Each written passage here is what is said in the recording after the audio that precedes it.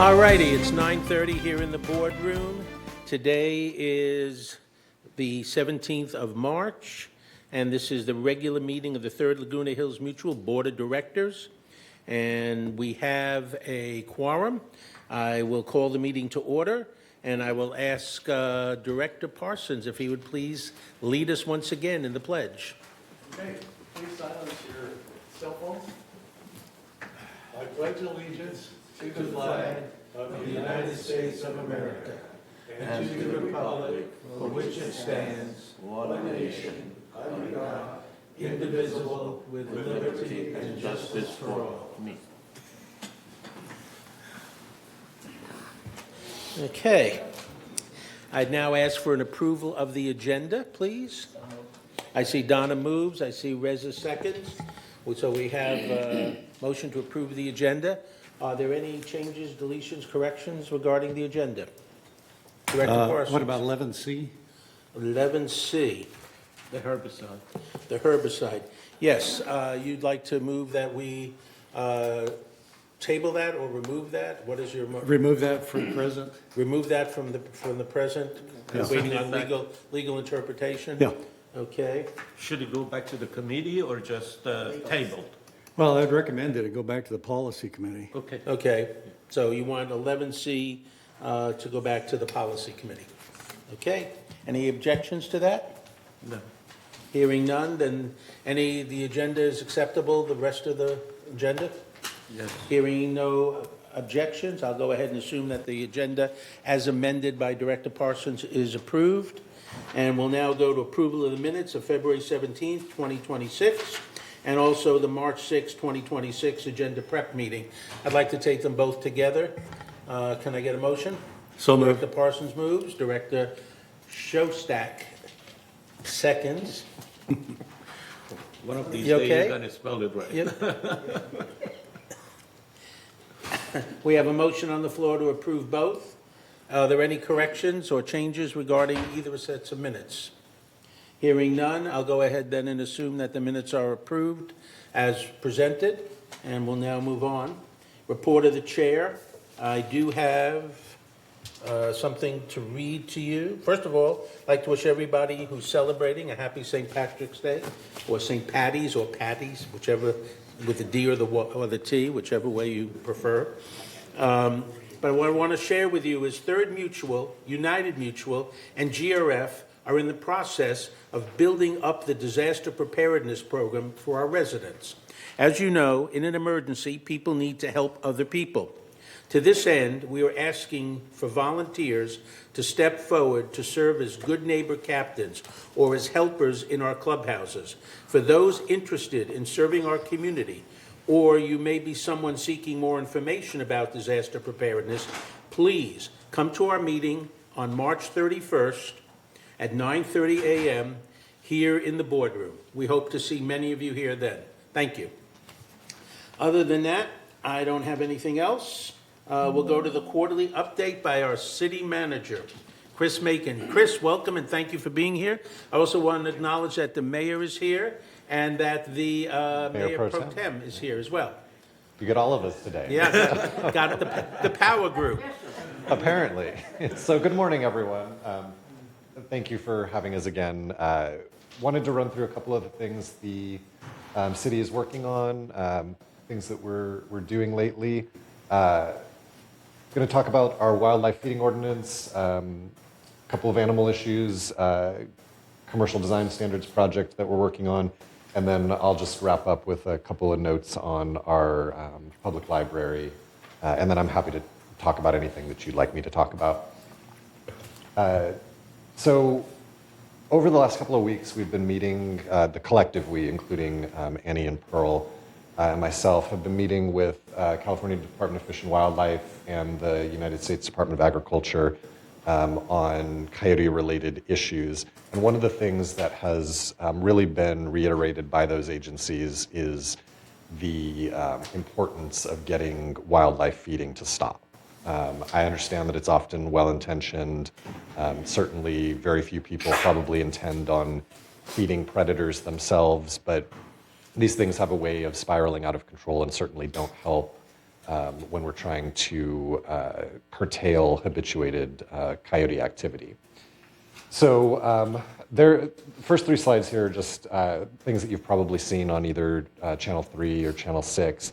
But there's a whole lot of reasons that we shouldn't be feeding wildlife. And, obviously chief among them is that coyotes and other predators follow their prey, right? So if there are more rabbits and squirrels and chunkier rabbits and squirrels, the coyotes are more likely to come down out of the wilderness areas to avail themselves of those food sources. Next slide. The kind of connected to that is the closer that wildlife is in proximity to humans, the more likely that disease transfer can occur.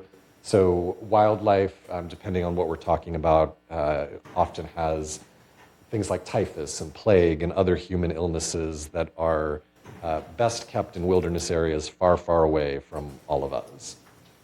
And then, like I said, I understand a lot of wildlife feeding is well-intentioned, but at the end of the day, wild animals need wild diets. They don't need the diets that we have. They don't need us going to the store and purchasing bread, purchasing meat, leaving soup bones in the street. These are all things that we've seen in the last couple of weeks alone.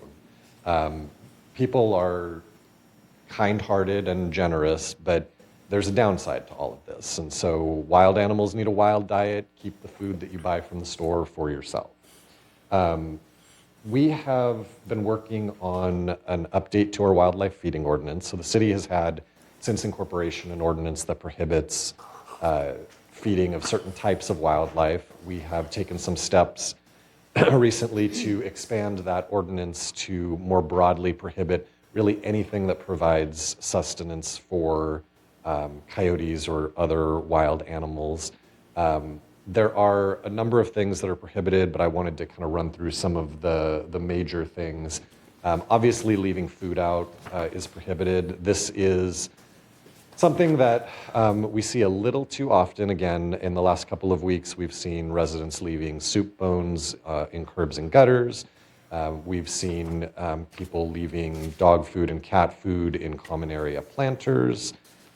We've seen, again, people leaving bread out, nuts, fruits for squirrels. Directly providing food, so we have residents who do those same things, but throw the bread to birds, feed the squirrels directly with fruits and nuts and things. Those are all prohibited. The ordinance doesn't prohibit bird feeders outright, but it does require bird feeders to be well maintained.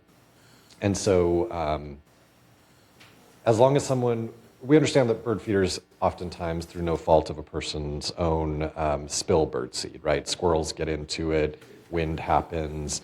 As long as that bird feeder, the person who's responsible for it, has made a reasonable attempt to clean up, and as long as there isn't evidence of the attraction of rats, which again is a thing that happens a little too common, bird feeders are okay, but we are going to be taking a firmer line on enforcing maintenance of them.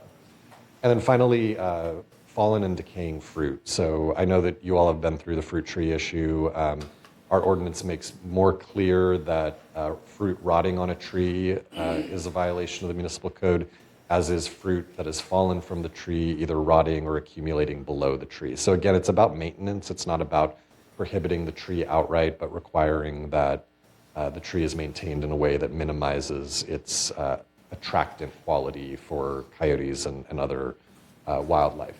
This ordinance, sorry, too fast, Michaela. That ordinance is scheduled for second reading and consideration of adoption by the City Council at their meeting tomorrow afternoon.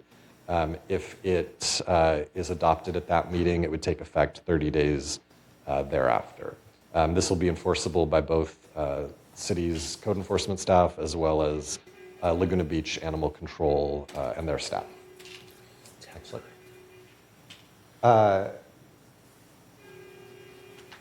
Little excitement in the parking lot, apparently.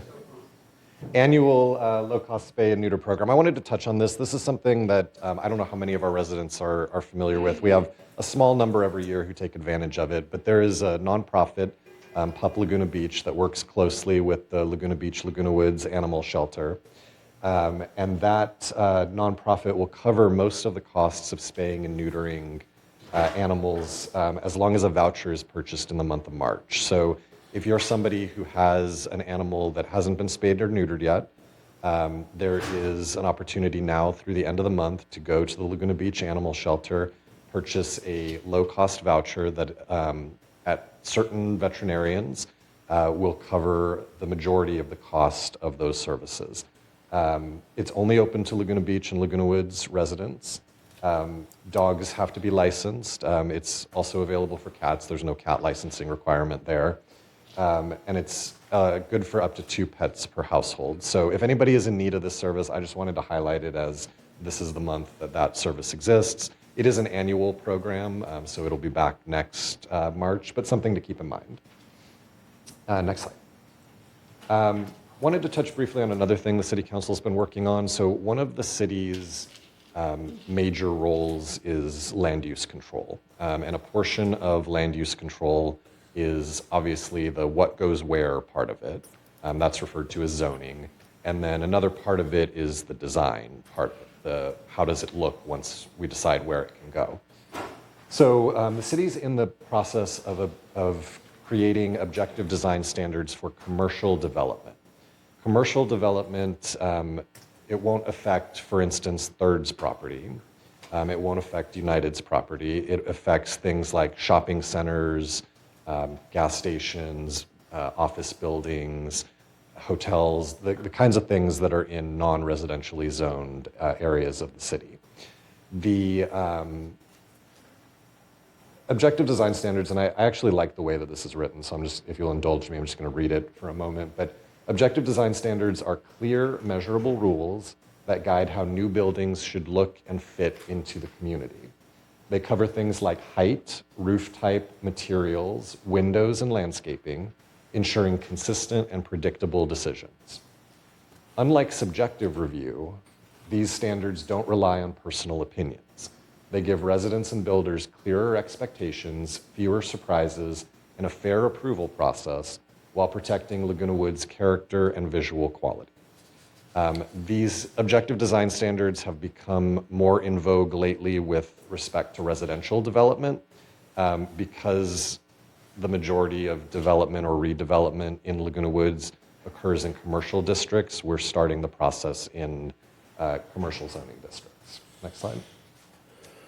So the purpose of this is really to make sure that when commercial buildings are either newly constructed or change over, when they're renovated, when they're turned into a different use, that those buildings look and feel like residents here want them to look and feel. So it only pertains to commercial properties, and it covers a whole host of things, some of the things that I just read, but we're also focusing on accessibility, making sure that people with disabilities have as good an opportunity to enter and enjoy the properties as possible. Landscaping has been a big thing. There's a desire to make sure that there's a fullness of landscaping. Lighting for both safety purposes and just aesthetic qualities. Things to do with parking and breaking up what could otherwise be large asphalt parking lots with trees and other shade devices. And then, of course, looking at active transportation like bicycle and pedestrian access. These design standards, right now, if a building is renovated, it undergoes a subjective design process at the city, but there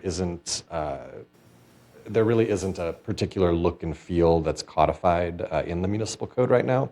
This will give us that look and feel. And so on the next slide, you'll see that as the council's been working through this, we did a couple of things. We've had a council meeting, we've done some survey work with the consultant that we're using, and then we had a community workshop in January.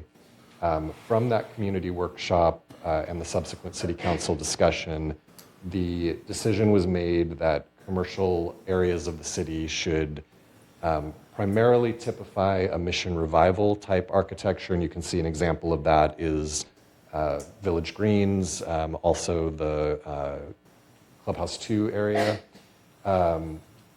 but have some Spanish Revival elements available to developers as well. The picture for Spanish Revival there is the Laguna Hills City Hall just down El Toro across from what used to be the mall.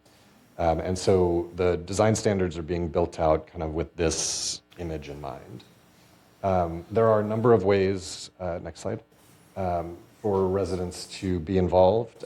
There was a very lengthy council meeting on February 24th where our design consultant went through how this process works, how the design standards are applied, got some feedback from both residents and members of the city council. If you're interested, I would encourage you to watch that meeting. It's available on our website and I think has a lot of good information there.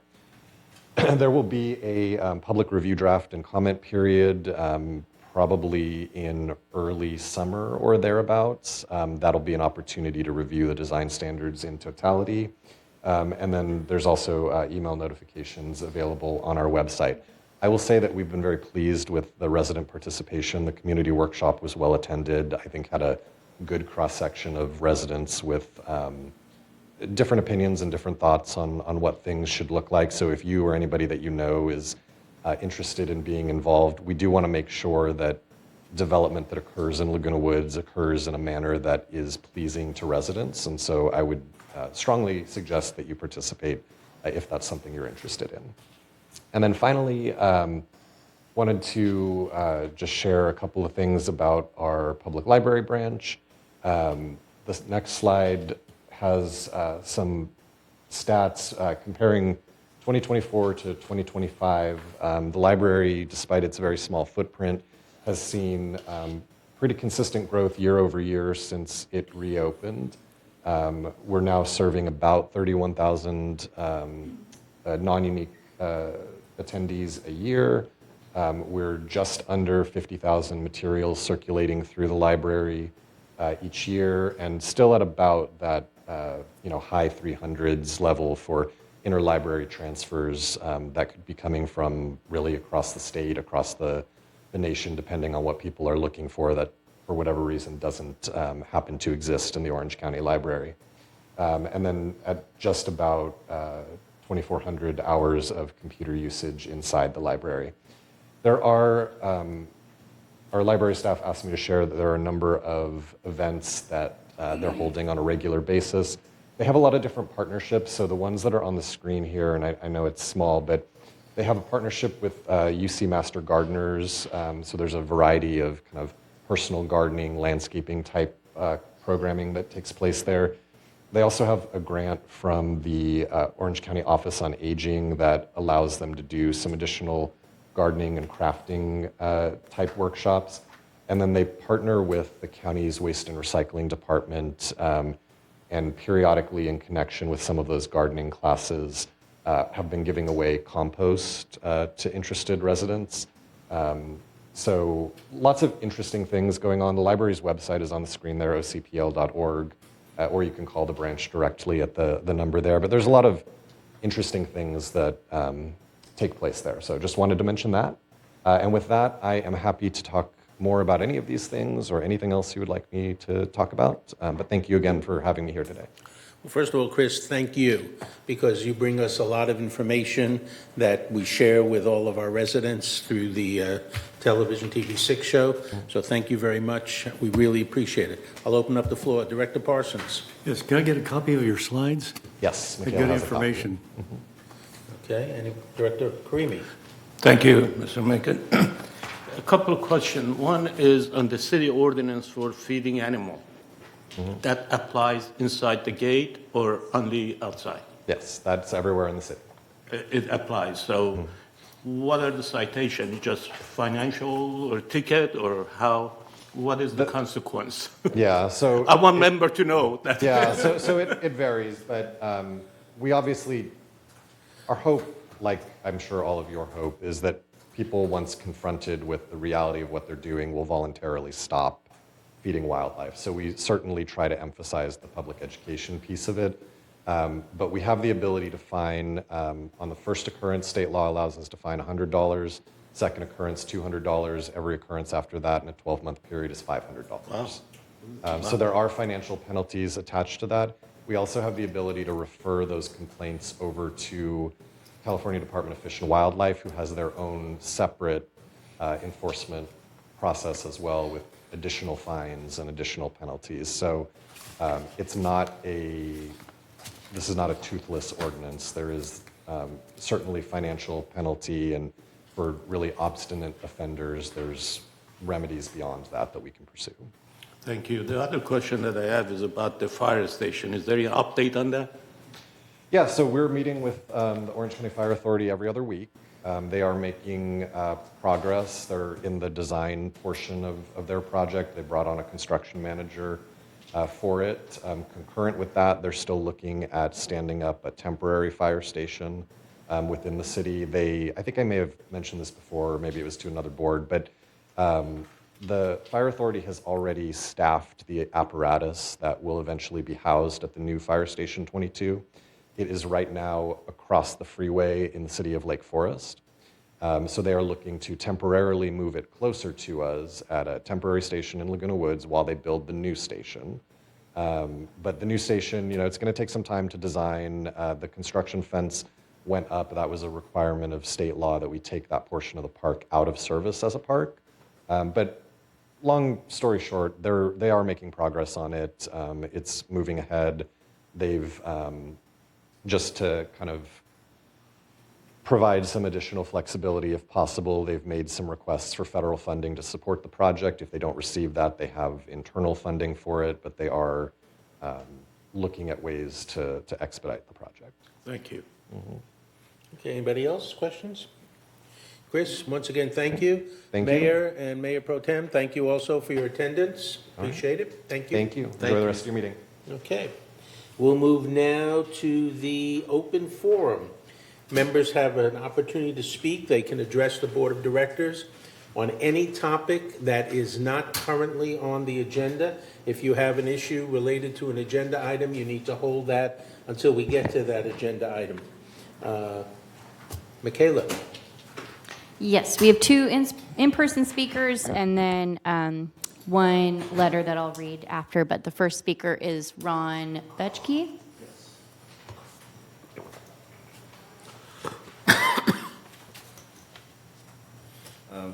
Good morning. My name is Ron Betchke. My address is 3487 Calle Azul, Unit B. I have some issues that I wrote down. I showed to Rob, President Rob, and he said two of them are not pertinent to here, so I will concentrate on just the first issue. But I also had an issue, now that I hear the mayor is here, that was addressed here last year that remained unanswered. So the first issue is I'm trying to understand how an individual resident like myself can get GRF or VMS to be responsive in a timely manner to an issue. Stu Hack recommended I come here and talk to you about it, so I'm here. I wrote a letter to the Globe. I had extremely leaky gutters which required repair. On February 18th, I contacted Resident Services and provided videos of the issue. I recognize that Coventry has many issues, so I just asked that Coventry contact me. 3 weeks went by, no contact. I can't understand how that is acceptable service. I understand they can't get to do the repair, but they must be able to come out, send somebody out to look at the issue, to see what it is. One additional person, I'm sure, on the staff could cover all these requests, so they can come out and look. So Rob said that this is an issue this board can address, and I'd like them to address resident services being able to contact you and be able to contact the appropriate departments to respond. The second issue has nothing whatever to do with that, but I'd like to know whether you want to comment on that first, or I should just go to the second issue. Well, we comment at the end after all the speakers, so we'll comment at the end. Okay. The second issue concerns lock boxes, which I addressed to this board last year, and I was directed to address it to VMS or GRF or whatever like that, which I did. And the issue is that the fire department does have a program which is very expensive, and the lockbox is a box you put near your front door with a key to your unit in it, and there's a master key from the fire department. Okay, so that if they respond to a 911 call, they don't have to break down the door to get into the unit. They use the lockbox. This is a program that's very successful, very valuable, and I think I'm trying to understand why the Laguna Woods or the city doesn't institute a program like this. And the program does exist. Nobody knows about it, but it does exist in the county. But it costs about 3 times as much as what it costs in Arizona for this program. And so I'm just trying to get I guess I'm really addressing the mayor at the moment, to look into a lockbox program which would be useful. I know the Laguna Woods has a system where you put a key in, Okay. and that is totally useless because in an emergency, somebody has to go get that key and bring it before the fire department gets to your unit. All right, thank you. Time's up. All right, Next speaker is Mary Stone.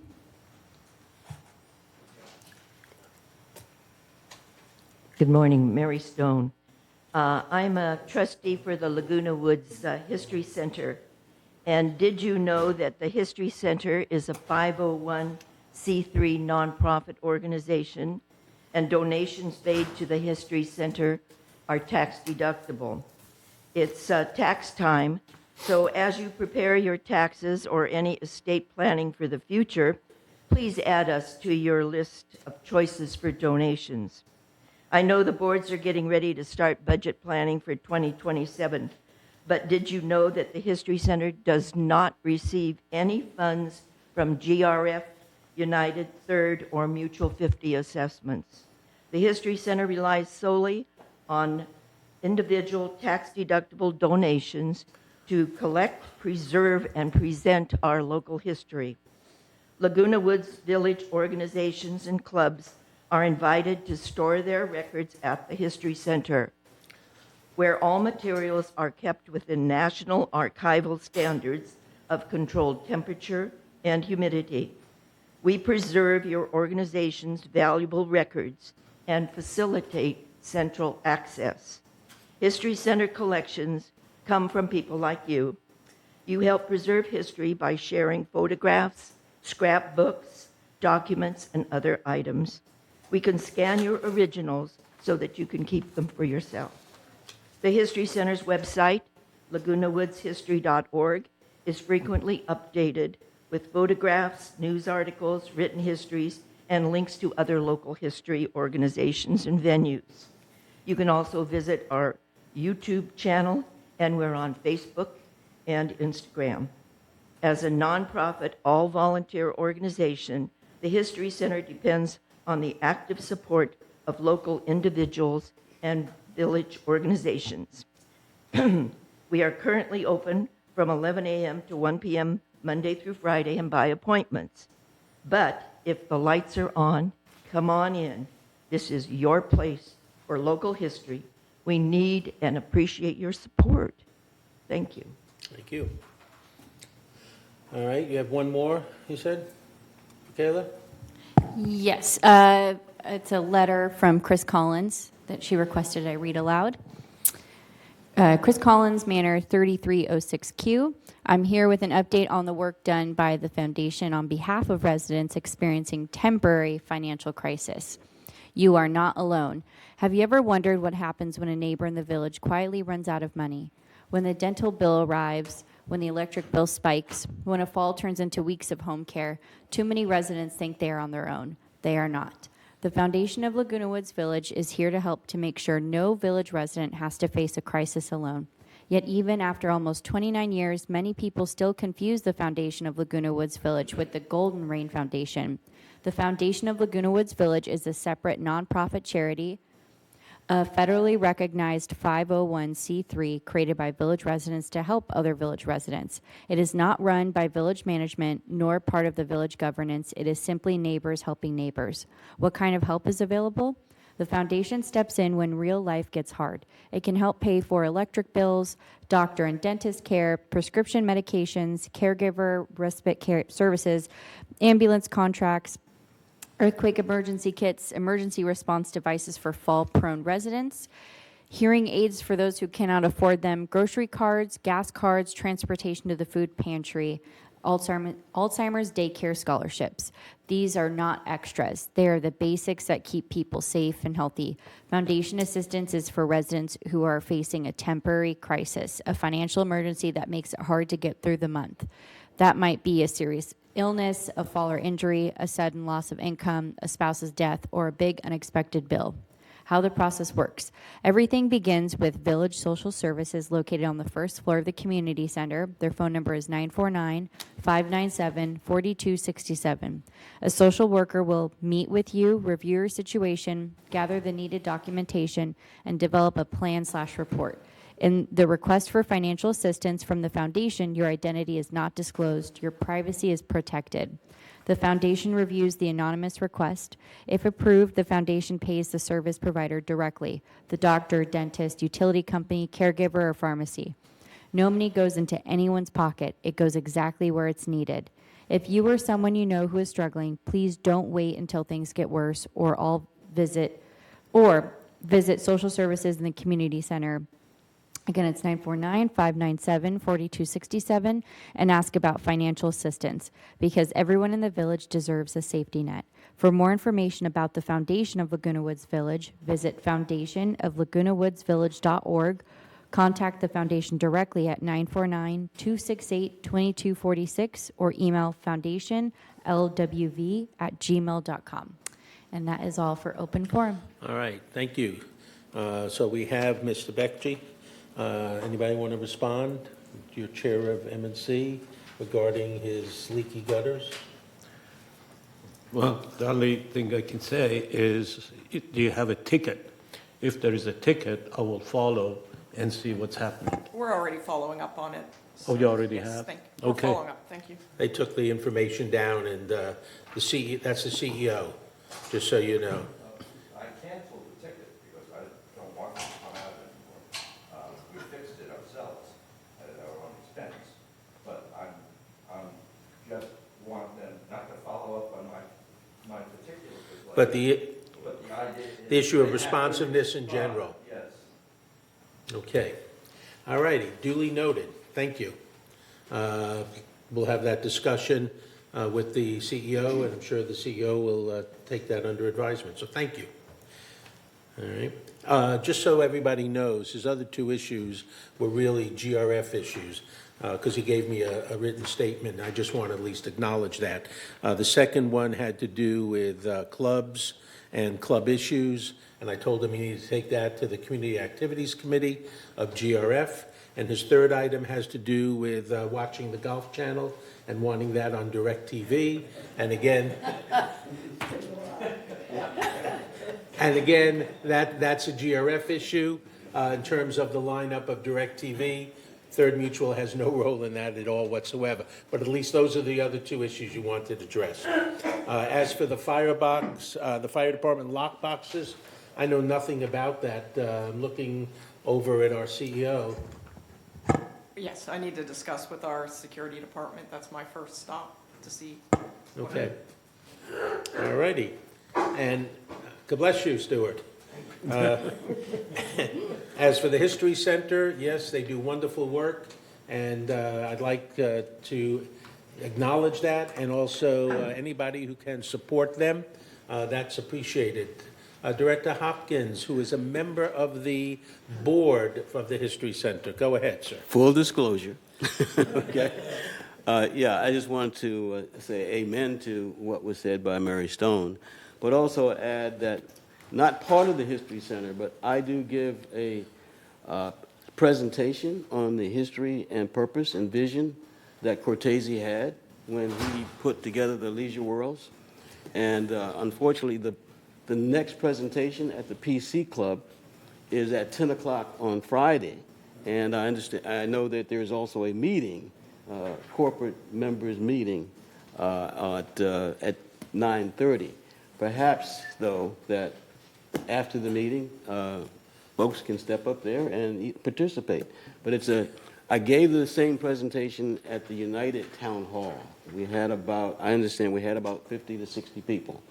So it's gaining a little bit momentum, and I'm learning every time I give the presentation. Thank you. Just so you know, the meeting on Friday, it doesn't require all the corporate members. It's just the president who casts the vote on behalf of their board. So there isn't a need. That's why it's in the Willow Room as opposed to being down here. So it's really only for the presidents to cast the vote of however the board voted. Yes, it's a VMS corporate members meeting rather than a GRF corporate members meeting. Okay? Director Parsons. Yeah, talking about the foundation, I've been going to the Hard of Hearing Club and found out in there that the foundation can help in certain instances with hearing aids for people if they need it. And there are a lot of people in this village that have hard of hearing. A lot of them that do know about it, some that don't. But ran into one woman that is only using one, and she didn't know about financial aid of any sort. And she's been working that way for almost 2 years. And so it's people like this that can really be helped. Thank you. Yes, and once again, I want to thank Chris Collins. She normally comes in person to present, and the foundation does absolutely wonderful work in this village in support of our members. So, Chris, thank you, and to the foundation, thank you for your continued work. Yes, sir. I just want to make sure that our member understand their participation in our meeting is very critical. Your feedback, positive or not positive, doesn't matter. It helps us to make a better decision, to improve things and move things forward. If there is not participation, we can go two ways. One member may not, care, which I hope that's not true, or we're doing a good job, which, I take that with a grain of salt. But your participation is extremely important for us to understand the issues and your concern. So please, either by participation through Zoom or in person, help us to move things forward and do a better job for this community. I appreciate that if you do. Thank you. Okay, anybody else? Hearing none, we'll move on to the CEO report. Thank you, President Muchnick, honorable members of the board. I guess I'm going to kind of follow up on the theme from this morning and Chris Collins's email that was read. In recognition of National Social Work Month, I just want to take a few moments to highlight the services our social services division offers confidentially to our residents. The theme of National Social Work Month is Social Workers Uplift, Defend, and Transform, which honors the prime mission of the social work profession. BMS Social Services has existed since 1972 in the village, and their mission is to help village residents maintain independence and enhance their quality of life. We have social workers available for short-term counseling, long-term care planning, and resource referrals. Please contact social services if you're grieving the loss of a loved one, coping with a life-changing diagnosis, making long-term care arrangements, feeling overwhelmed or stressed, or are in need of assistance in your home. On screen is a brochure from Social Services. Just want to highlight a couple things I have not touched on. They offer an array of support groups from caregiver support, bereavement, healthy aging, and so on. There's also a social isolation prevention program and a cognitive health program. I also want to highlight the upcoming Planning for What If workshop that is being hosted by Social Services. It is intended to highlight how residents can protect their health, money, and dignity. Topics include what incapacity means and why it matters, essential legal documents, steps to prevent family stress, financial disruption, and unnecessary court involvement. The workshop is Wednesday, March 25th at 2 p.m. in the Clubhouse 7 main lounge. No reservations are needed. The presenter is Faye Blix, an elder law attorney that is well respected in this profession. It's again hosted by Social Services, and for more information you may call 949-597-4267.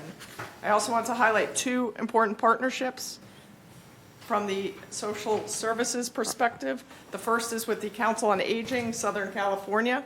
This partnership allows the division to have an additional social worker on staff, providing direct services to village residents at no cost. The social worker delivers programming designed to identify and address physical, mental, and environmental health barriers experienced by older adults in Laguna Woods Village. And most importantly, as we've been talking about, is the foundation of Laguna Woods Village, which partners with social services to provide temporary emergency financial assistance. And Chris Collins' letter talks about how that can be accessed. The foundation is also partnering with VMS to help residents prepare for the possibility of emergencies, covering such topics as the importance of having a go bag ready at all times, how to access alert systems, and how to use your smartphone during an emergency. Social services is available Monday through Friday, 8 a.m. to 5 p.m. They're located just down the hallway here in the community center. They can be reached by telephone at 949-597-4267 or by email using the Contact Us button on the village website under Social Services. And as a reminder, all services are confidential. No information is disclosed to anyone not directly involved in your care without your written or verbal permission or as required by law. So please, if you know anyone in need of services, please encourage them to reach out to social services. Thank you so much. Thank you. Any comments? Director Parsons? Yeah, on the what-if presentation, is there a limited number? Do you have to make reservations? Not at all. Please just Okay. attend. Okay, anybody else? Thank you for that follow-up on the social services, something very important for our residents. All right, moving along, we now have item number 9, consent calendar, which we take all items on the consent calendar as a single motion and approve them. Can I get a motion to do so? So Director moved. Parsons, I see Director Shostak as a second. All right, any discussion? Hearing none. All those in favor of approving the consent calendar signify by saying aye. Aye. Opposed? Abstentions? Hearing none, consent calendar is approved. We now move on to entertain a motion to approve the 2026 annual election schedule. That includes things like the nominations open June 5th, 2026. Nominations close July 7th, 2026. The ballots will be mailed August 25th. The ballots will be due September 24th. The tabulation of the ballots will be September 25th. And the new President board Lutz. members will be seated at the annual meeting on October 1st. So Yes. these are already on the consent calendar. Oh, that was on the consent calendar? Yes. Both of them are. I apologize. I had them separate. Thank you. Moving along. Good reminder, though. Yeah, thank you. I apologize. I had them separated out. I apologize. All right, we go now to unfinished. You let me go off longer than I should have. Thank you. Unfinished business, we entertain a motion to approve the third mutual Monterey-style floor plan, room reclassification. I will turn it over to the secretary. Director Johnson. This is Resolution 0326XX. Third mutual Monterey floor plan with room classification change. This has already been out for 28-day notice, and that's been completed. It was read in depth in the last meeting. So just to give you a little background, there's a Monterey floor plan that differs between Third Mutual and United. United changed their requirements back in 2017. It was kind of missed, so we had actually 2 floor plans. So this is an attempt to equalize the 2 mutuals to make it better for the residents and for us and the homeowners. So I will read the requirements for you so that you understand. The first is this reclassification process will be as follows. The member must initiate the request for a reclassification change. A copy of the current floor plan is submitted to manor alterations. An over-the-counter mutual consent is issued. The member submits this to the city for the issuance of a city permit. The city processes the bedroom room classification permit for compliance with building codes. If approved by the city, the member provides a copy of the final permit to Manor Alterations. Manor Alterations updates and logs the information. If any changes are required, a member assumes full responsibility for any and all costs necessary to bring the room classification into full compliance. There's a variety of drawings to help people that are interested in converting from one bedroom and a den to 2-bedroom units. So see a Manor Alterations for help. Okay, you done? All right, can I get a motion My turn. to approve the third mutual Monterey floor plan room reclassification changes? Director Parsons moves. Second is Director Karimi. Open the floor for discussion. Yes, ma'am. There is a member comment whenever the board's ready. Okay, if we have no board member comments, we'll go to the member comment. Okay, Stuart Hack? I'm sorry, not on this one. I must have put the wrong one down, I'm sorry. Okay, which one did you want to speak on? You had 2 other resolutions. So it was, I thought it was Interior flooring is next. Is 10A that, and 11A. well, this is 10A. Yeah, Okay, I'm mistaken. 11A. 10, This flooring was the one I. that's the next one. Yeah, I'm sorry. Say, never mind, thank you. All right, hearing no more discussion, can I get us to vote, please? Are you going to put it up on the screen, or are we going to? No, I'll put it up on the screen. Okay. If everybody would please cast their vote. Director Park, do you have a vote?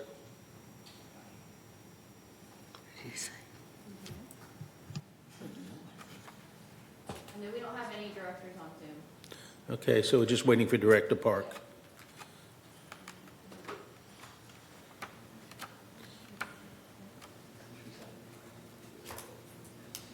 I don't vote. Director Park, would you vote? Yes, I did. Oh, you did? Okay. All right, vote is 7 yes, 0 no, 0 abstentions. Motion is approved. We now move to 10B, entertain a motion to approve the revision to standard 11A, interior flooring for second and third floor manors. Turn it over to our secretary. Resolution 0326XX, revised standard 11A, interior flooring for second and third floor manors. Whereas the Laguna Hills Mutual recognizes the need to amend standards and create new standards as necessary. And whereas the Mutual recognizes the need to revise standard 11A, interior flooring for second and third floor manors. Now therefore it be resolved, March 17, 2026, the Board of Directors for this corporation hereby adopts revision and amendments to standard 11A. Interior flooring for second and third floor manors as attached to the official meeting minutes. Resolve further that Resolution 032567, adopted April 15, 2025, is hereby superseded and canceled. And resolve further that the officers and agents of this corporation are hereby authorized on behalf of the corporation to carry out this resolution as written. It has gone out for 28-day member review, and it's been satisfied. Okay, can I get a motion to approve this policy? I see Shostak moves, and I see Karimi seconds. Just to bring to everybody's attention some of the changes that this policy makes. First of all, there's no more mutual consent required. Instead, there is a new mutual registration form that has to be filed before work begins. And that new registration form will include information such as the materials, the specifications, the installation instructions, and the tentative completion date. Okay? Any discussion on this particular policy? Director Shostak. Yeah, because it's a change in policy, where will this be posted or whatever? we might have people wanting to change flooring and not realize that they have to go through this process. Well, before they had to do mutual consent, so they'll still come in. They'll find out they no longer have to do the mutual consent. They just have to do a registration form. Okay, I just want to make sure. Correct, that- Alan? Alan, our Director of Manor Alterations is here, and he nods that that's going to be the new procedure. Okay. Anybody else? Mr. Hack?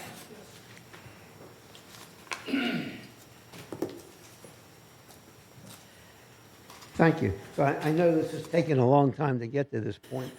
I've got to say that living in a three-story building, I'm disappointed with it.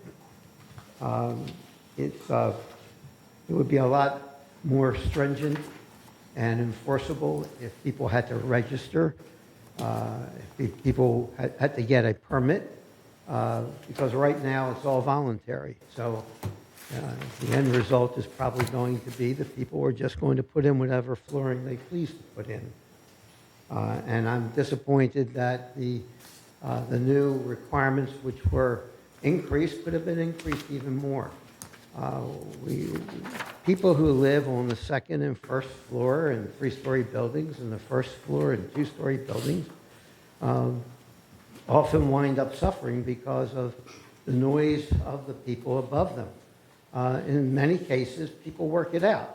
But in some cases, you can't work it out. The people above you just won't do anything.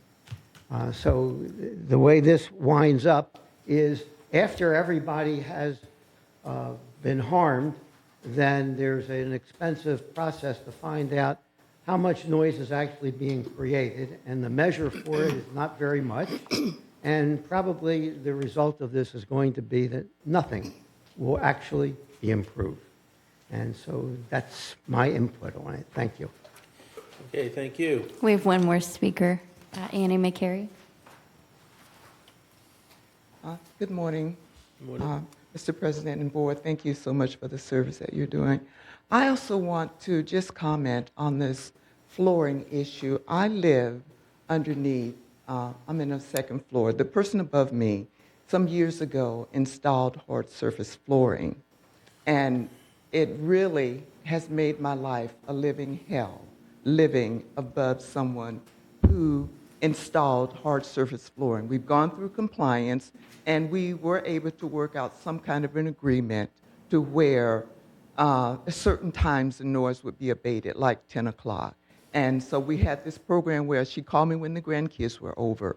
A lot of stuff that we worked together. But I can tell you, I can't tell my neighbor, don't take a shower at 11 o'clock, because of the installation, which is none, I can hear the shower, I can hear the toilet flush, and it's embarrassing for me to know when my neighbor goes to the bathroom and pee. I hear everything, and I shouldn't have to be punished because I have good hearing, which is what I was told at one point. Well, that's the price you have to pay for good hearing. So this didn't come from a board member, but these are the comments that I have heard. So making whatever changes that you are making, whether it's registration or mutual consent, I hope that there's some kind of a process with compliance so that when those of us who have complaints about the upstairs noise, that something can be done so that if there are not residents who live above that are willing to cooperate with their neighbors, there is some kind of a process in place so that compliance gets involved to hold people accountable for the noise that they create. Because in fairness to them, when they bought the unit, they probably bought it for whatever reason, and it may have come with the hard surface flooring. But those of us who have lived below for a number of years, who have to suffer with noise over time, it really does impede the quality of life. So I would really encourage the board to, as you adopt this new resolution, that you work with compliance so that there's a method in place to help bring some comfort to the people living below to live with the noise. Thank you. Thank you. Any other discussion by the board? Director Creamy. Yeah. This is very, sensitive issue and a little bit complicated. There is no way, we heard from experts, there is no way that we can eliminate the noise from the second floor, totally. Because even the materials that we're looking at is still going to have some level of noise. It depends on people that are living downstairs, how sensitive they are, how much, the hearing. If somebody have hard hearing, they have no problem. But people that are very sensitive, they're going to have issues. So, as I said, it's very, we had meeting after meeting to hear about materials, about the decibel, about the level of noise, about the transmission of the noise from one floor to another. It's very difficult. We identify some of the material that reduces the level of noise, and we, with the help from our staff, we realize that these are the best thing, and the requirement is people, if they're doing something on the floor, use those material to reduce the level of noise, correct? And that's all we can do. After that, it depends on the, if they haven't done the right thing with the material, we always can go back and ask them to, to take it out and put the material that we approve. But I don't know what else we can do on the level of noise that, going to be transmitted. These are old buildings, very old buildings, 60 years old building. They haven't built to the specification that probably going to be built today. And we cannot just, remodel the whole building, but we try to minimize that. I really ask Alan, do you have any input on that? Is there other ways to do this? Can you help us with that? Because you see that, the concern, and we have the same concern. And I was hoping not to come up here. Good morning. So just to recap, Director Creamy is right. We have existing buildings, and we're trying to work within that format. The changes that were passed last April are the ones that are being discussed, not the current change of registration. So let me recap that for you. We improved the sound transmission requirements, made it stricter for flooring on the second floor. We also added a specific underlayment requirement that has to meet a certain sound deadening property. We've improved the requirements as much as feasible or reasonable given the conditions of our buildings. So that in a nutshell. Oh, and there is a very specific process to go through if there is a disagreement with the member on the first floor. So that's all spelled out in the standard. The standard is in enforcement, has been in enforcement, and this is simply a change to the registration process. Yes. Did I answer that? Director Hopkins. Yeah, that was what I was about to comment on. I think this is just the registration process.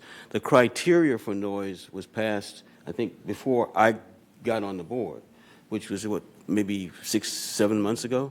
It was in April of last year. Okay, I was on the board. But anyway, so we're not talking about the noise level at this point. We're talking about the registration of getting new flooring in. Correct. Yeah. But the member was concerned. I wanted the to noise. just speak briefly. The new standard is an improvement. Yeah. And as we push the envelope as much as we can reasonably given our current conditions with the buildings. That's why I listed the registration form as an issue. Okay. Director Park. Yes, it's been discussed. I know the noise level is being discussed very thoughtfully and deeply. However, my own interest on the 3.5, regardless, and the blah, blah, blah, IIC rating of 57 or higher. My question to you is, what is that equate to noise level? I just wanted to know. I'm sorry, could you repeat? Okay. You specify AIIC rating of 57 decibel Yes. or higher. What is that equate to regular noise level that you normally test? That's my question.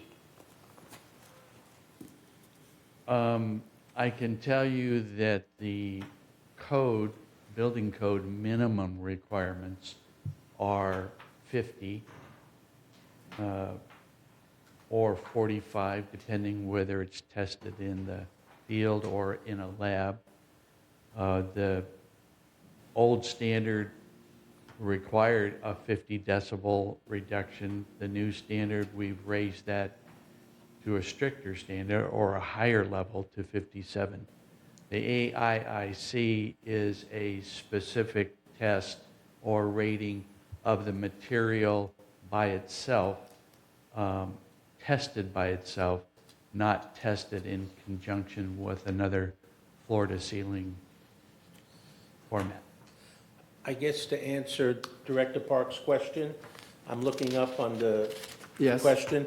It says an AICC, apparent impact insulation class, rating of 57 dBs indicates a good level of soundproofing against impact noises, parentheses, such as footsteps, dropped objects, or moving furniture, close parentheses, in a real-world building setting. It does not specify the decibel level? No, it says 57 dBs. That's what I put in. Yeah. I asked if it's a 57 dB decibel level, it indicates a good level of soundproofing against those kinds of things. Okay. Doesn't give me the answer, but okay. Decibel level, as you know, is the noise level we tested. But here's AIIC level is a protection level, the transmitting level. Yeah. I've been arguing with them so many times about this. But anyway, you know, sometimes you impose rules and regulation without knowing the meanings clearly. Not specify you I'm talking, but people sometimes do that. That's dangerous. Thank you. Okay, Director Parsons. Yeah, are there any provisions anywhere about telling a resident that they have to change their flooring to come into compliance? Such as at sale time or when the noise level is too high? Are there any specifications for that? And let me answer that momentarily. Just to go back to Director Parks, all the definitions are listed in the front of the standard. So what AIIC is, what Delta AIIC, all the definitions are defined in front of the standard. The policy itself would come into effect with any new change out in flooring requests. The policy standard requires, not policy, that if you're changing your floor, that it conforms with the current standard. And that's a registration of what you're doing. It will not affect the resale. There is no check to see what kind of flooring standard when a member is selling their home. It would affect realtors informing new buyers that there is a standard in effect if they want to change their floor. We're going to do a little bit of advertising to make awareness, a little better awareness to the community in the upcoming months, but that's it right now. Okay, or maybe through the grievance process and the measuring of decibels, if it's too high? Could they be, If a member has a complaint, there is very specific guidelines in the standard. It does involve the compliance department, and they can do that at any time. If questioned, the standards will be judged by the current standard in effect. Okay, Okay. Director. Go ahead, Just follow one up. follow-up, yeah. If a person wanted to, could they go ahead and blow in insulation in the walls at their own expense? If there is none? They may or may not, but that has nothing to do with the flooring. I standard. understand. I'm just thinking from their standpoint. They possibly could. It just, it They won't be need to go affected through by this. alterations. No, first, I'm not sure that they could, since they only own from the paint in, Yeah. and what's That's on the ours. other Well, that's what I side. was saying, they could go to alteration, make a request, They right? could make a request, but they couldn't Yeah. just automatically do it. Okay. Yeah. Director Hopkins was next, and then I see Director Johnson. Yeah, I just want to make Oh, and then- make sure that I'm clear. The 3.5 essentially mirrors what the decibel standard was in the standard that was created back in April. Is that- Correct. Yes. There's been no And so changes. what we're talking about here is only the registration process Correct. of registering your floor or whatever it is. But if we wanted to change that standard, let's say from 57 to whatever, and I'm not clear about, I'm not the technician, then we would have to go back to the April, what we decided in April, and make the change there. And the two are not really tied together. The registration, other than this decibel standard, which is in, The registration is simply a modification to the existing standard. It So- only changes how it is registered. To answer your question, Director Hopkins, if this is approved today, this will be the new policy because it will include the registration form. So you would now go back, if you wanted to make an adjustment to the decibel level, this new policy would be the one you would address. All right, Director Johnson, then Director Fox. I'm curious, how many requests do you get for, replacement of the flooring? We've gotten a fairly steady amount, actually, since the policy has been in effect.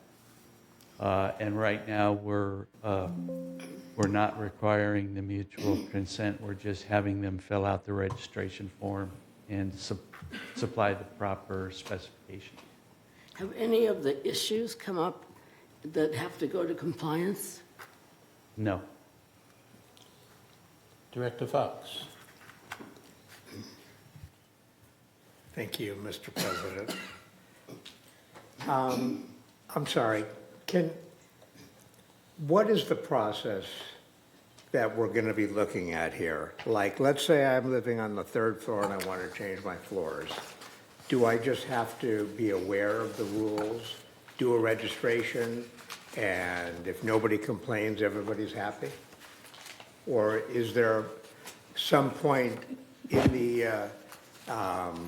in the process where we go out and take a look at what's going on prior to it being finished? Currently, the standard simply says that a member who wants to change their flooring must meet the new decibel rating on the standard. But it's the honor system. No, it's not. They have to register what they're putting in. They also need to conform to this standard, which adds a 20 decibel underlayment requirement. So that's a new upgrade to that. So, But my question is, at what point would anybody from this building get involved? Only if somebody complains after it's finished? correct. That's all, Your Honor. Director Park. Yes, if I want to change my floor and register, can I go out there, Home Depot or someplace, to get the material that's specified so that it meet the requirement here or not? You probably could. Could? Yes. Could or? Well, I can't speak for all the products that Home Depot or Lowe's Or any even place, I'm not- supplied. But there is a specific requirement that the member needs to be aware of. Yes. They can purchase any flooring as long as that meets the requirement. I in the standard. understand that, but what I'm saying is, can I go there, take a look, this product, it says it meets AICC, minimum requirement of the AICC is No, not 57. The Right. 20. As long as it meets the requirements of the standard. Look, 3 to 5 decibel for the AICC. Does it specify in this material or not? You can get that specification from the manufacturer. You would need to request that. Okay, thank you. All right, anybody else? All right, sounds like we've exhausted the comments.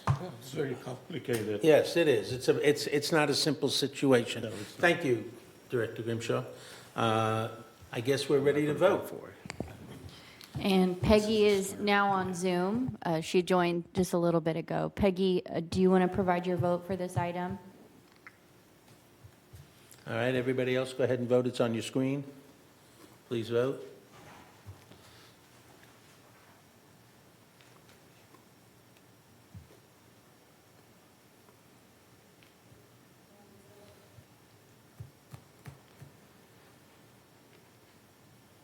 Okay, Peggy, I see your hand raised, so I'll take that as a yes vote.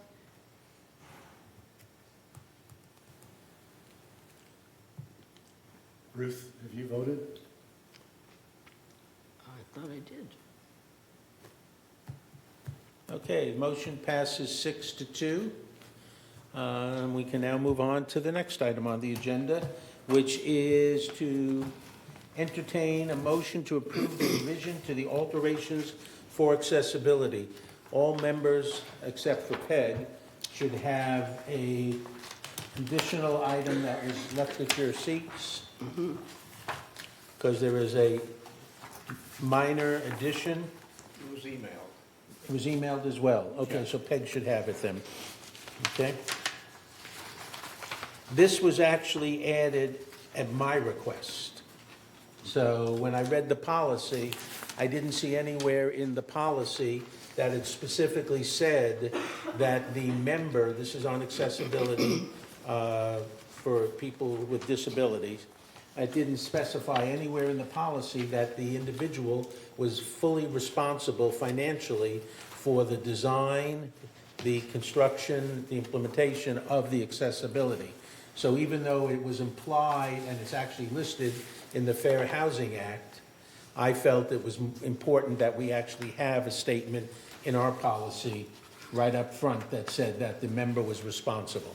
So that's what is the addition, and that's why you have the new red line version. Yes, sir. Yeah, also at end of that is that if no longer is needed, who's responsible for removal? That's not there either. That's Fair Housing Act. No, after there is Yes, no I need for understand. it yet. I understand. Who's responsible for There's a- removing? There's a provision in there that said that the association, you cannot force a person to remove it. No, you can't force them, but you can request it. Oh, yeah. Oh, You can yeah. request that they remove it, Sure. okay? Oh, Wait, we don't, can we get a motion to put the policy on the floor? We need to read the resolution first. What? We need to read the resolution first. okay. So this is Resolution 03-26XX, Alterations Accessibility Policy. Whereas the Third Laguna Hills Mutual recognizes the need to amend policies and create new policies as necessary. And whereas the Mutual recognizes the need for the Mutual's policies to work in harmony with relative county, state, national guidelines. And whereas the Mutual recognizes the need to revise the alterations for accessibility policy. Now therefore be it resolved, April 21st, 2026, that the Board of Directors of this corporation hereby adopts the alterations for accessibility policy as attached to the official meeting minutes. And resolve further that the determination of whether a proposed accessibility alteration, AA, meets the criteria set forth by the alterations for accessibility policy shall be made by staff and processed as a mutual consent. And resolve further, unapproved deviations from the approved AA may be subject to resolution through the variance process.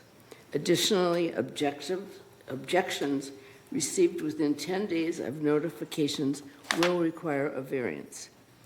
And resolve further, appeals may be made to the mutual board, whose decision shall be final and made in the mutual board's sole and absolute discretion.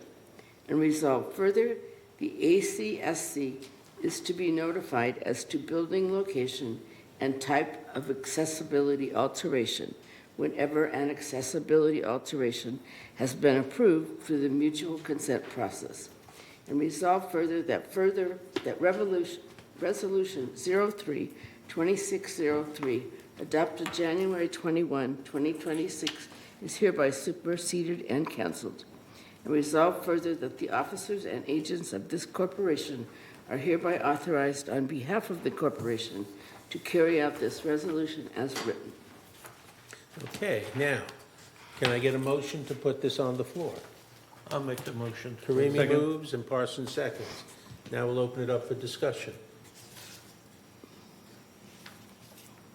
Hearing none, we'll go ahead and move to vote.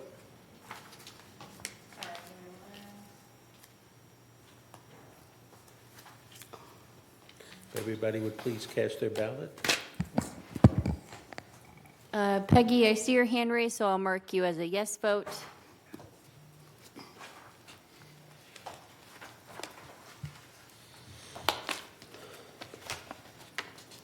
It's 8 in favor, no abstentions, motion passes. Thank you.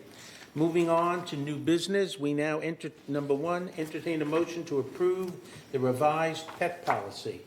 And I will turn again to our secretary, Director Johnson, if you please read it.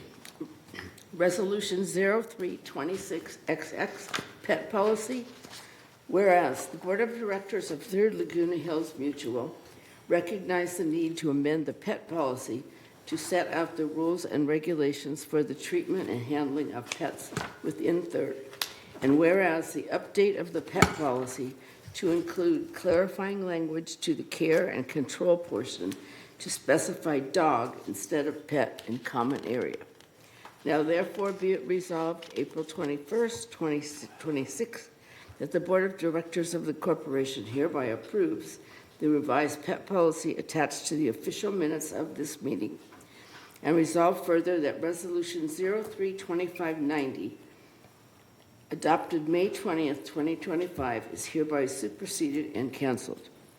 And resolve further that the officers and agents of this corporation are hereby authorized on behalf of the corporation to carry out the purpose of this resolution. And can I get a motion, please? Make a motion. I see Director Johnson moves and Director Creamy seconds. Motion's on the floor. Basically, this policy, as I understand it, and our compliance officer in green can respond. All we're doing really is changing from pet to dog regarding the leash issues, because that puts us in concert with the city ordinance. And all we're doing is aligning our policy with the city ordinance. Is that correct? Yes. Okay. That's the reason for it being brought before you. Are there any questions? Any comments? Thank you. I have you a have question, yeah. Director Johnson. Just out of curiosity, when you see the violations of the rules, a huge number is the pets, loose pets, stray pets, eaten pets, I don't know.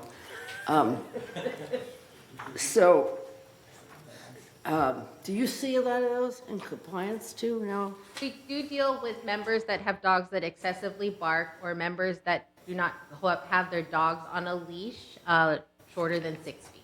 Or sometimes dogs get free and run into the common area, and we have to send a letter to the members just advising them any dog that you own has to be under your control. So do they get a warning? Per your disciplinary process, security goes out, takes a report. We do send them a courtesy notice advising them of your pet policy rules. If the member complies and ensures that their dog is always, or pet is under their care, they don't hear from us again, but if it does continue, we follow on with your disciplinary process. Okay. Thank you. Anybody else? Questions, comments? Hearing none, I guess we'll go ahead and move to a vote. Alrighty, thank you. Thank you. I did see Stuart had requested to speak on this item. Did you want to still speak? Stuart? Stuart? Okay. Yeah, just a comment. Part of what was included in this was a replay of the changes that were made. One of them was that in three-story buildings, animals are not allowed to defecate, et cetera. So I got a phone call from a resident of a three-story building complaining to me that she takes her dog out and has it defecate, and then she cleans it up, and she was told she can't do that anymore. That's, on the green area of the That's correct, that's correct. first floor of the building. So thank you for having passed that original change, because she can't do that anymore. Correct. Thank you. And it was because of issues in three-story buildings that we made that change. Yeah, thank you. No, you're very welcome. Any other discussion? Hearing none. Let's go ahead and vote, please.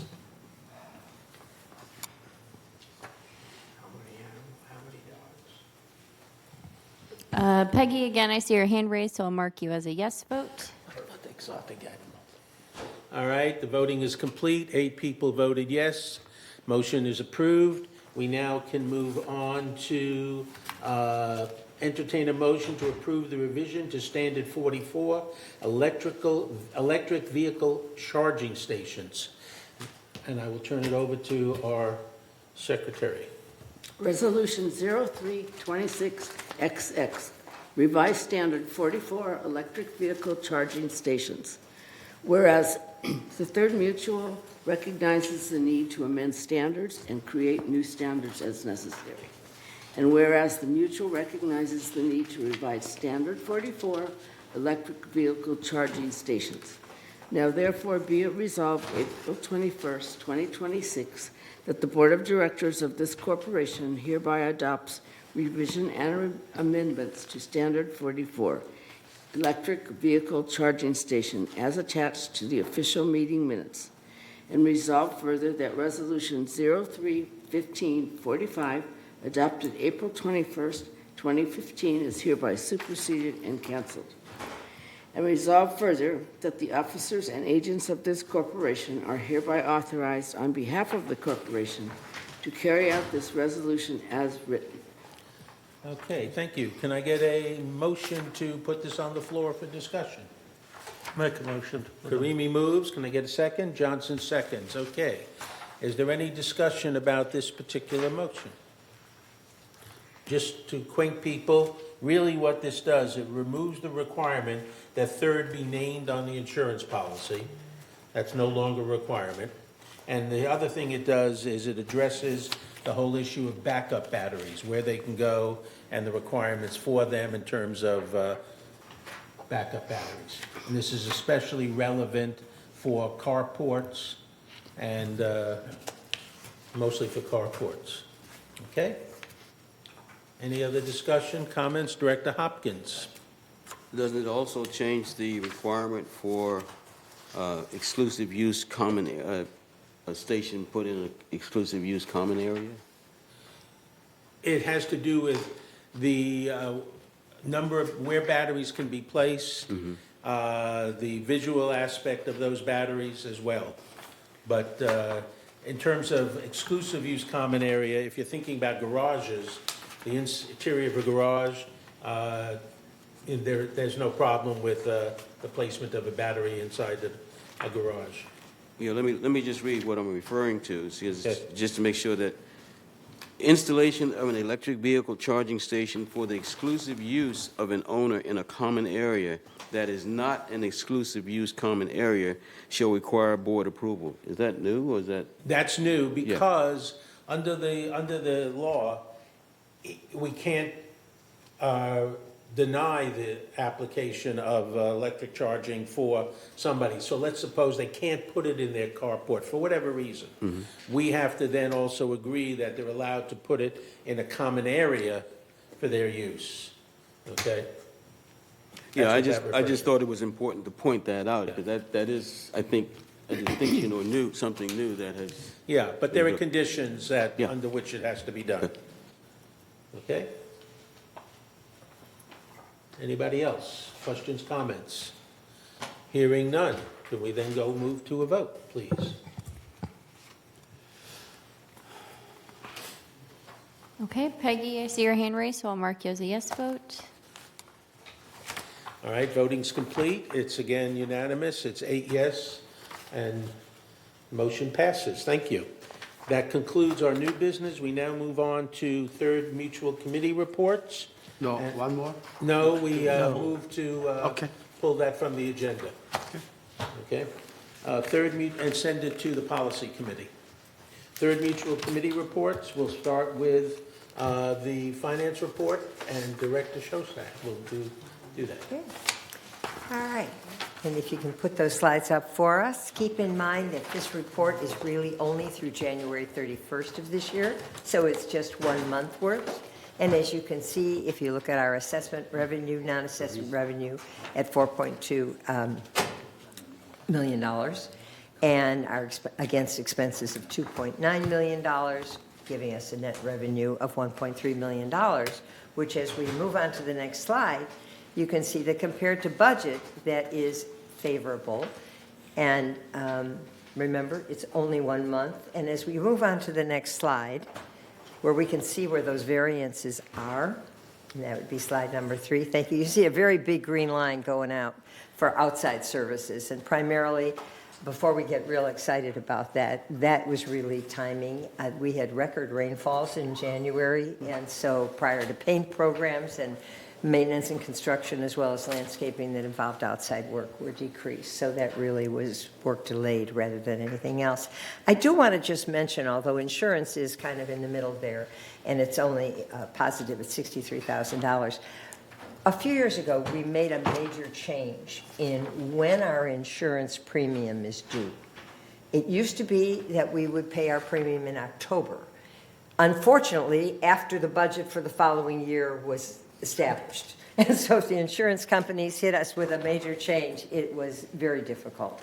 So we moved that to June, and although this has been spread out and we show it month by month, I just thought people should know we moved it to June, and therefore we know in advance of finalizing the budget for the next year what our insurance premiums are going to be. So other than that, and we've done a little bit better in utilities, which have been adverse, but all that rain helped a whole lot. So let's move on.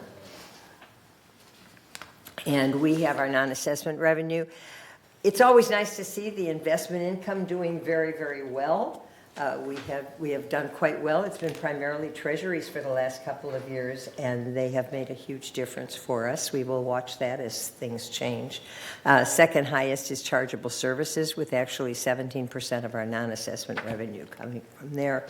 What is kind of interesting is if you look over on the right-hand side of that pie, you see a lot of small little slices of the pie, things like laundry and golf cart fees and resale processing fees, etc. But that actually, those little ones added together, is about 25% of our non-assessment revenue. So let's move on. And here you can see, not surprisingly, our biggest expense in terms of expenses is employee compensation. And the rest divided, utilities being a big chunk, insurance, and again, the rest very small. Let's move on. Slide number 6. We always take a very close look at our operating income. That's what we budget for, that's what we anticipate, and we have to see how that compares. And this was really only 1 month worth, and we did have an operating surplus that was fairly small, so we'll watch that as it goes on. Moving to slide number 7. This is our non-operating funds. That's we call it non-operating. That's our reserves. It's not the things we can plan for very closely. It's what we anticipate might happen. And you can see the Garden Villa Fund, very, very small, but it's doing well. It's holding its own.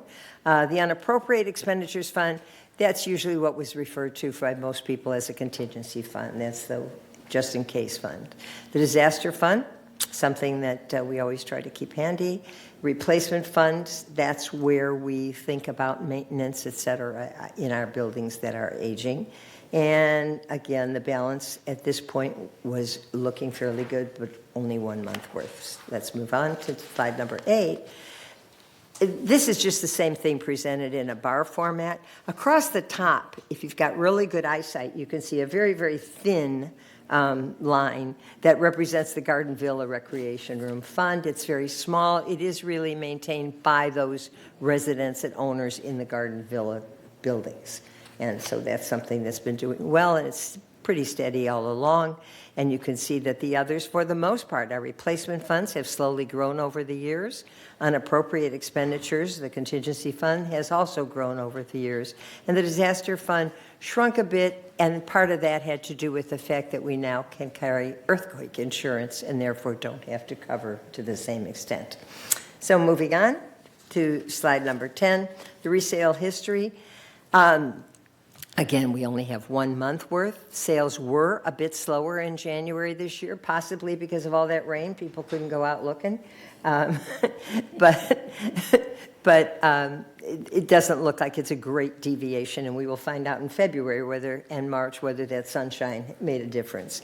And as we think about, we always show the average resale price, and it looks like year to date we're down by quite a bit. Just take that with a grain of salt. When you have fewer sales, you have greater impact on the average price of 1 or 2 that are very high ticket items. And some of those houses are several in 7 figures, and that will just throw the numbers completely off. And so just keep that in mind. And with that, that includes the Finance Committee report. Okay, Peggy, I see your hand up. Do you have a question or comment on the report? No, I don't. I'm sorry. I just didn't know it. Okay. All right. Next report is the Architectural Control and Standards Committee. This committee met on March 9th. The next meeting is April 13th. Much of what you saw today on the agenda came through the Architectural Committee, the variances that were under the consent calendar, the issue of accessibility that was approved, that came through that committee as well. So the next meeting is April 6th, 1:30 here in the boardroom. And now we move to the Landscape Committee, Director Parsons. Okay, did you want to do M&C? Oh, I'm sorry, I skipped M&C. Director Karimi, M&C. I'm fine with that, Mr. President. Thank you, Director Parsons, for correcting me. Thank you, Mr. President. Remembering M&C, that's good. The M&C committee met on March 2nd, and during the meeting, we reviewed the project log. There was a lot of discussion about some of the project, and then also the staff was asked on the monthly expenditure report from the Finance Department will be provided with the project log in future agenda packet on a trial basis to see the cost and what's left. And on consent calendar will be recorded as approved by without formal vote on that. So item for discussion that we had was review after our emergency plumbing contract. There was a comment that some of our contractor have a right to refuse after our service. It was reviewed, and that's not true. According to the staff, all of our contractors respond positively to the after our request from the village for plumbing issues. And it was assured that that's not the case, that some of them can refuse.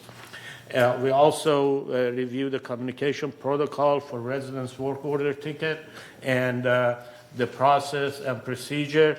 We discussed the time, to respond and how you close the ticket, etc. And Mr.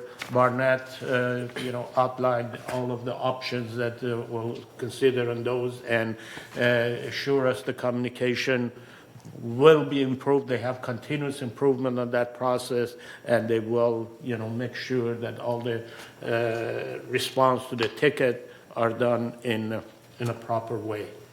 The next meeting is Monday, April 6th at 1:30 PM in the boardroom.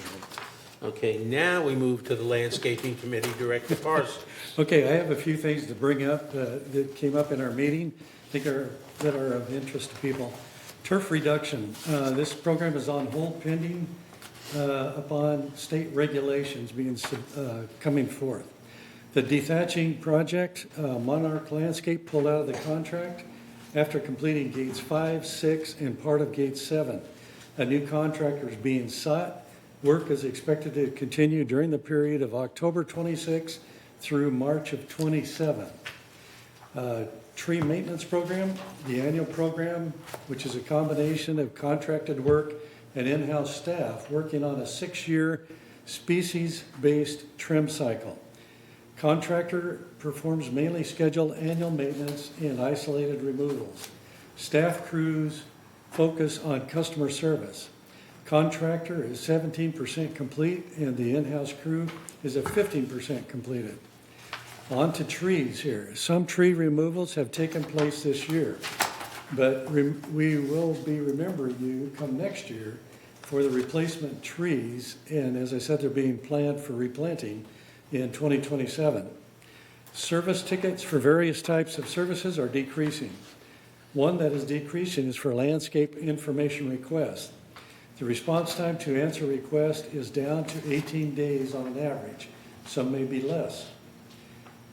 Onward, there are 1,405 buildings in Third Mutual. Of these buildings, 1,396 require shrub bed maintenance. The Third Mutual Board has increased funding for shrub bed maintenance from 4 to 6 times per year. You will see crews around your shrub beds now more often. On to watering. I know this has been of interest to several people. Watering in flower beds is happening less times per occurrence than before. However, each occurrence is lasting longer. The reason is that water needs to seep deeper into the ground to water the roots of plants and trees. That's what's driving each occurrence to last longer. Tree care is performed following the International Society of Arboriculture pruning techniques. Laguna Woods Village arborists are trained in and are using these techniques. This topic has come up as to how our arborists are functioning. So I hope this helps clarify these points. That concludes my report. Next meeting is? Is April 2nd, 2026, 9:30 a.m. here in the boardroom. Thank you, sir. Next up is the Water Conservation Committee. No. Peg, have you got a question now? Your hand is back up, Peg. I have a question for the Landscape Committee, Steve. Okay. I know that from what the gardeners said, they had increased the time of when they were going to mow over here where we are in gate 9 from 3 weeks to 6 weeks. I guess it was for what they anticipated the winter to be. But because we had sun and so forth, after 3 weeks, we kind of looked like a vacant lot. And after 6 weeks, the whole area looked like a vacant lot. I don't know if they can adjust that when they see that we're going to have warm weather and cool weather and the grass is growing higher than what's anticipated. Just a thought that you might look into. Sure, Peggy. Just as clarification, this month we are just coming off of our mowing schedule for winter time, which was longer. We are already into a new cycle, which is every 3 days, or 3 weeks or earlier. Some cases it will be earlier. So stand by, you should be noticing those changes taking effect. Yes, we have. Thank you so much. It's just for next year I was commenting. Okay, moving along, we now have the report of the Water Conservation Committee, Director Rain Shostak. Thank you. The Water Conservation Committee ordinarily meets quarterly. In January, we did not hold the meeting due to conflicts with other committees that were meeting and a very heavy schedule. However, Mother Nature was very kind to us during the month of January with an overabundance of water. And so we are going to move our big campaign for water conservation to initiating it at our April meeting, which will be April 30th at 2 p.m. right April here in the 30th or board. April 28th? I'm sorry, April 30th is right. You're right. And that'll be right here in the boardroom. That's always on a Thursday last Thursday of the month. Right. At 2 in the afternoon in the boardroom, 4 times a year. Okay, I confused that with the next one. Resident Policy and Compliance Committee, we met last on February 24th. Is that right? Yeah, February 24th. The committee dealt with issues like the classification of vacant manors. That will continue to be discussed. No action was taken. We addressed the pet policy, which came before you and was passed this morning. So those are the things that the Resident Policy Committee, and they will now deal with the herbicide issue that was removed from this agenda. The next meeting of the Resident Policy and Compliance Committee is April 28th, 9:30 here in the boardroom. Next, we go to the Garden Villa Recreation Room. Director Yoon is not here. Director Park, who chaired that? April 28th? Yeah. That's what it says. Yep, it's on team up. Okay. Okay, just checking, because the minutes of the meeting say different. Because there's no business that was scheduled this month. That's what the business. So who's giving the report for the Garden Villa? I was not there. You were not there? Director Hopkins, were you there? The only thing I'm aware of is that they voted to accept the Ting installation in the rec rooms, which I actually reported on in the Right. report. Right, so what we're talking about for those who are home listening is there was a request that when they do the installation for the Ting internet, that be included in all the garden recreation rooms. What is also agreed to is that everyone who lives in a garden villa building that has a recreation room and the installation takes place, each of the people in that building will be required to share the cost on a monthly basis for that Ting installation. I just want to make that clear. Okay? The next meeting is March 18th of the Garden Villa Recreation Committee. Okay, moving on to GRF, Director Fox, Community Activities Committee. Thank you, Mr. President. There's been no meeting since, no community activities meeting since our last meeting. Our next meeting is next week on the 24th of the month. 1:30 here in the boardroom. Okay. All right, moving along, you want to now talk about traffic hearings? I'd love to talk about traffic hearings. Then please do. Okay, let's see. Same report as every other month. Everybody is found guilty, and we have pictures to prove it. Is there any particular type of offense that it seems to be predominant? Yes, moving vehicles. Driving vehicles? The parked ones don't. People don't stop, and people speed. Those are the two issues that come before us, and everybody comes in to contest it until they see the video. And then they kind of like, who do I make my check out to? But we'd really like to encourage people in the village to be more attentive when they're driving in terms of adhering to the speed limits and also stopping at stop signs. I remember, we have a lot of elderly individuals who are out and about, some with walkers, some with wheelchairs, some with canes, and we need to be very cognizant of them when we're driving. It's not so much I'm concerned about speeding or running stop signs, which I am concerned about, but I'm much more concerned about the health and well-being of our residents who are sometimes in the roadways. Well, it does, in that vein, it does, it's everybody's responsibility, not just the moving vehicles. And everybody thinks it's cars, but there are also carts that blow past Golf stop carts. signs. Yes. And then they'll, they're very nice. They stay to the right, near the gutter when they're driving. But then when there's a parked car there, they just swing out. And if you're driving a car, you're not paying attention, you're going to have a problem. And we've had a few of those problems down the corner from us, and been pretty bad results. So everybody's got to be watching. The walkers, the carts, the cars, everybody. The rules of the road apply to golf carts as well as other types of motorized vehicles. Really? Okay, moving along. Tell the golfers that. Moving along, please. Disaster Preparedness Task Force, Director Parsons. Director Fox, I think, attended that meeting. Oh. I'm sorry, I was hoping you would give the report. Yeah, it's a shame for you there.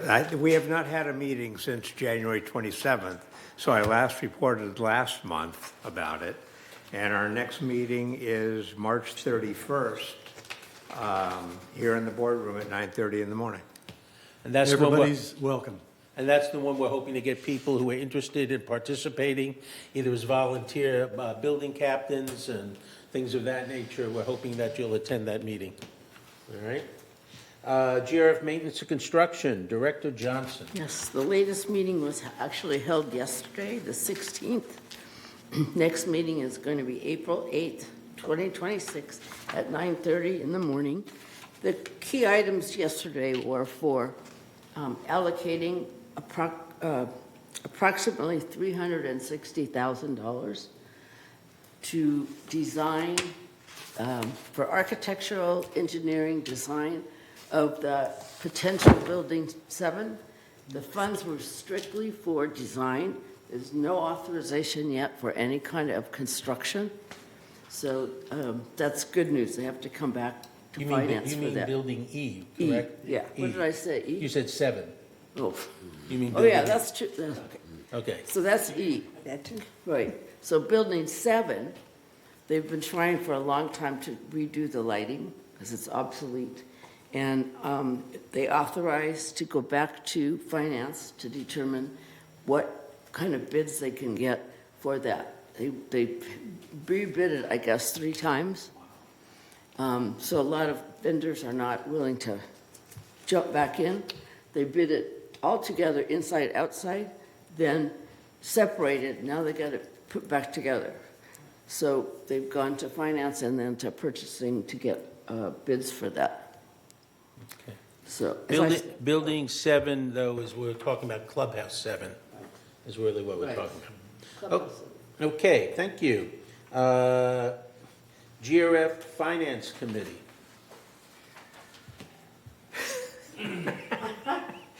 Okay, so the Finance Committee for GRF. Honestly, there wasn't a lot that, what? No, I was going to say yesterday's The meeting- special the meeting session was that's noted canceled. here was canceled. Right, but last month there was a meeting. And we covered a couple things of insignificance, really. Nothing to speak of, mostly a discussion about the process of budgeting and how the VMS staff looks at things and reviews the numbers and whatever they do.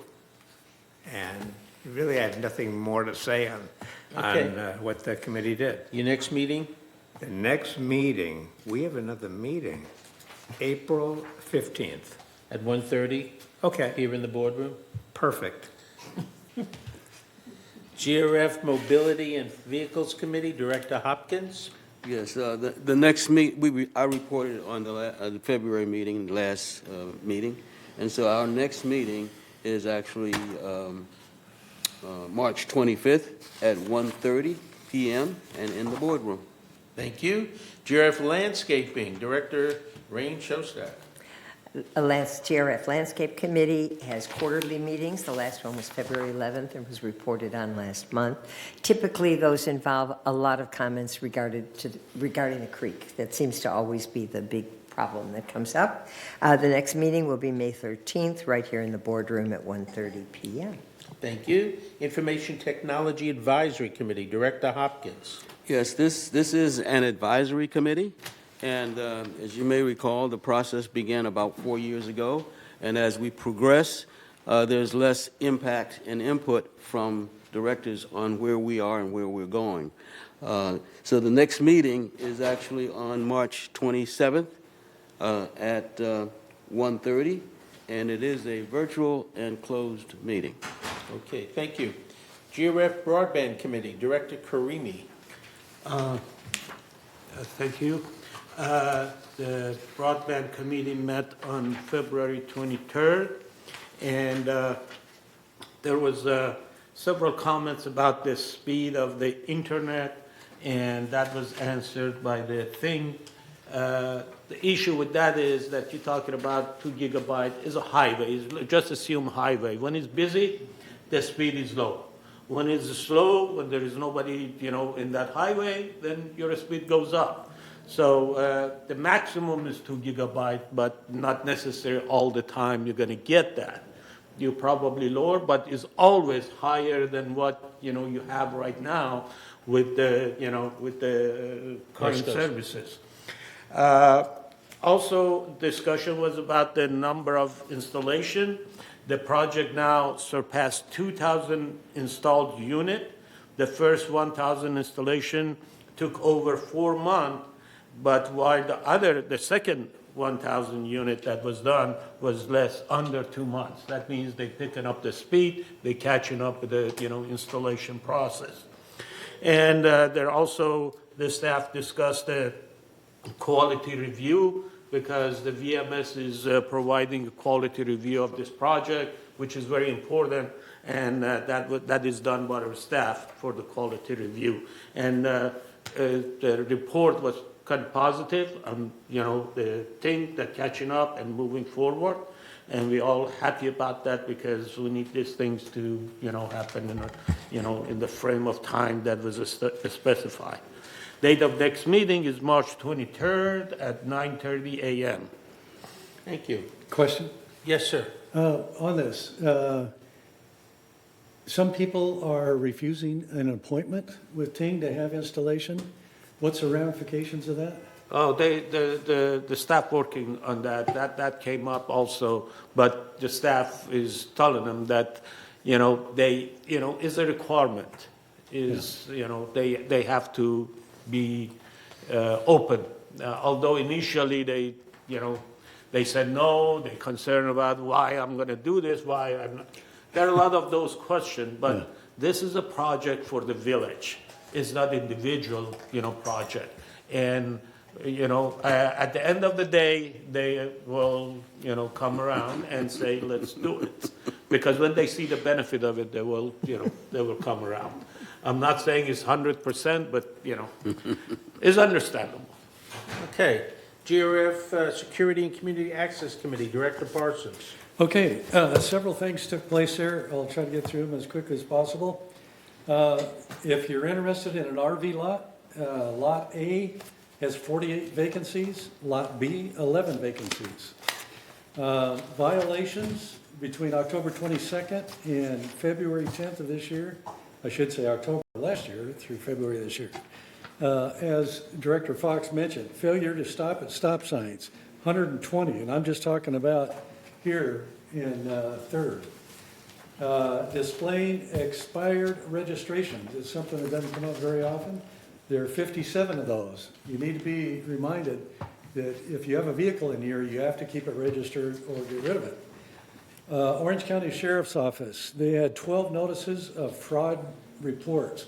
Fraud is still a big deal, and not all of them are being reported. Social services, as the CEO report mentioned, there are a few additional items I'd like to say.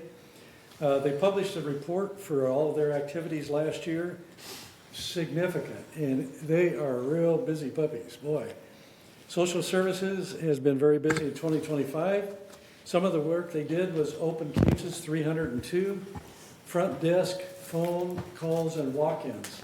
I would hate to be the receptionist there, 5,897. So they're quite busy. Under resources and referrals, they had 9,009. Some of these cases were for death-related resources, hoarding, disability services, educational information, low-income resources, financial services, and lots more. The CEO report can take you through a lot of this. Okay, security report. Speeding is still a big problem. Just between October and December of last year, there were 25 residents who were caught. Speed deterrent mechanisms will be installed by the Chief of Security to encourage drivers to stay within the speed limits. We had a great discussion about that, and there are things that security is looking at that can help reduce speeders. Compliance Division. This division reports that even though the number of violations have decreased from a total of 708 in December to 650 in January, there are some areas needing attention by our residents, such as animal nuisance, carport clutter, common area clutter, patio clutter, and general nuisance. Please take note of these violations and be courteous to others and don't let clutter get the best of you. Items for discussion, there were 2 of them. An item for discussion was the proposed capital purchase to replace operating units for gates C and D at the golf course. The current operating units are over 20 years old, have exceeded their useful life, and are no longer supported by the manufacturer. Replacement parts are no longer available. A motion was made and passed to support staff's recommendation. That'll go forward, I think, to their Finance Committee in GRF. A proposal was introduced to solve clubhouse emergency supplies using shipping containers. The idea is to procure half-sized containers and place one in a parking slot at each clubhouse. These would house general supplies, water, medical supplies, and so forth to be used in case of an emergency situation. Security is looking into this proposal. And that concludes my report. Okay, and the next meeting is April 22nd at Correct. 1:30 in the boardroom. Correct. Director Hopkins. Yeah, quick question. What's an operating unit on the golf course? You mentioned that the operating unit need to be replaced. Yeah, I'm not exactly sure on that. Okay. That was my first meeting being to, so. I will find out and get back to you. Director Johnson. Yes, I was curious, what is this kind of speed deterrent devices they're going to put in? It's something I've never heard before, but in security and police work, they have special things that they can pull out of their hip pocket and place in certain things. Like one thing they're looking into is putting a line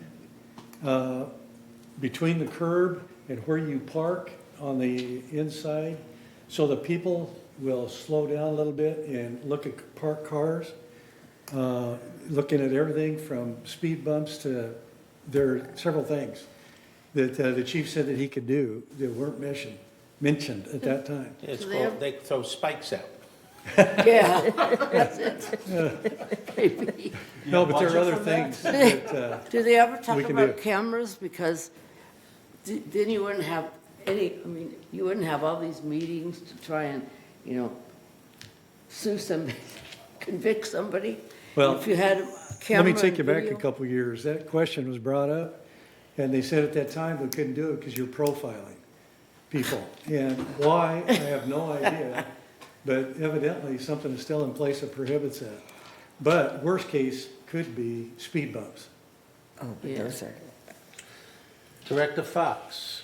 Yes, so, and the subject of speed bumps, how are they determined, how is it determined where they should be placed, if they're placed? You're talking about security.